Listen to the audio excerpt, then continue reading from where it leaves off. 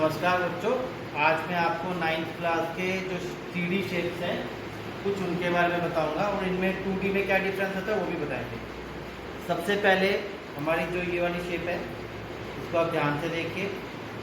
इस शेप को हम हिंदी में घन कहते हैं और इंग्लिश में क्यूब। इसके जो सारे फेस हैं ये फेस होते हैं 1 2 3 4 5 6, सारे के सारे क्या हैं? वर्ग। सारे के सारे क्या है? वर्ग। अब इसको बनाना कैसे है 3D में? आप एक वर्ग बनाइए ऐसे। ये आप बच्चों ने कर भी रखा होगा प्रैक्टिस में, इनको मिला दीजिए तो ये आपका घन बन जाता है। तो घन में हमें क्या याद रखना है? इसके 6 फेस होते हैं और सारे के सारे फेस वर्ग या फिर इंग्लिश में जिसको हम स्क्वायर बोलते हैं वो होता है। अब हम आते हैं हमारी दूसरी फिगर घनाभ पे। घनाभ आप जैसे देख सकते हैं ये वाली शेप है आपकी ज्योमेट्री बॉक्स। आपका जो हमारे कमरे हैं ज़्यादा से ज़्यादा सबकी शेप घनाभ की होती है। अब इसमें आप देखेंगे इसके जो फेस है वो आयत है जिसको हम रेक्टेंगल बोलते हैं। एक ये वाला हिस्सा एक जैसे हैं दोनों, 2 ये भी एक आयत, 3 4 ये 3 और 4 एक जैसे हैं, फिर ये 5 फिर ये 6। तो इसके भी 6 फेस हैं, इसको हम फेस बोलते हैं। 6 के 6 फेस क्या है हमारे? आयत या फिर रेक्टेंगल। तो इसको भी हम इसी शेप में बना सकते हैं। एक आपका ऐसा आयत बना हुआ, एक और बनाइए। फिर इनके वर्टिसेस या जो शीर्ष बिंदु उनको मिला देंगे तो आपका ये बना बनेगा। अब बच्चों अब हम आते हैं अपनी तीसरी शेप बेलन। ये वो रोटी बेलने वाला बेलन नहीं है, वो भी इसी शेप का आता है। वैसे मैथमेटिकली हम इसको बेलन या इंग्लिश में सिलेंडर बोलते हैं। इसकी शेप अगर आप ध्यान से देखेंगे इधर 2 वृत्त, एक वृत्त यहाँ है और एक वृत्त इस साइड है और ये वाला हिस्सा ऐसे सर्कुलर टाइप का होता है। तो और जब हम इसको 2D में आपके बोर्ड पे बनाते हैं, पेपर पे बनाते हैं तो इस तरह की शेप आती है। इसमें इसको हम आर्क या त्रिज्या बोलते हैं। जैसे ये एक हमारा वृत्त है, आपको पता है एक वृत्त की एक त्रिज्या होती है, ये इसकी रेडियस है, रेडियस बोलते हैं इंग्लिश में हम।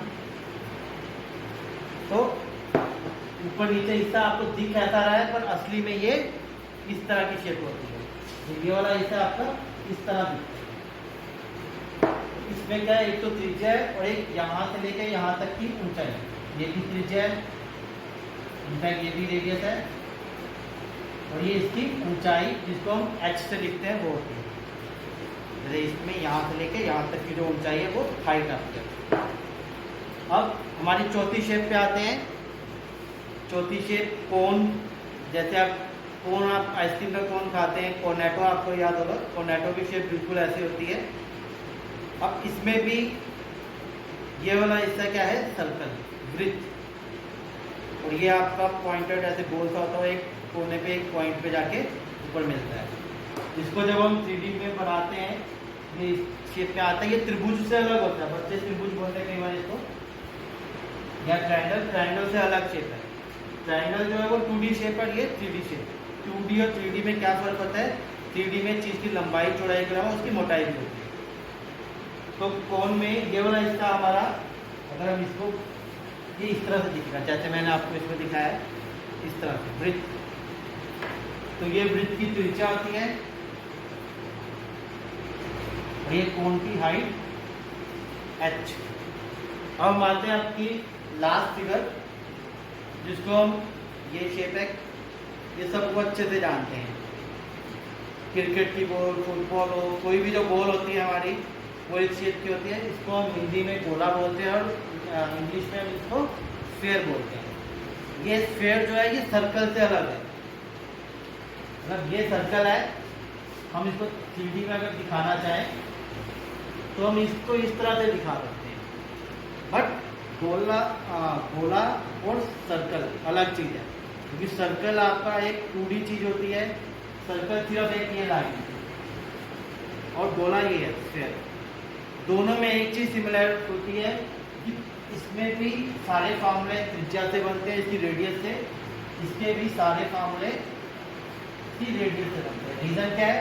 इसके बिल्कुल जो अंदर वाला पॉइंट है बिल्कुल इसका जो केस सेंटर होता है, सेंटर से इसके टॉप तक की सब जगह से डिस्टेंस हमेशा सेम रहती है, उसको हम रेडियस कहते हैं। तो बच्चों ये हमारी शेप्स है। अगली क्लास में हम इनका एरिया और वॉल्यूम वो कैसे निकालते हैं वो बताएं। Thank you.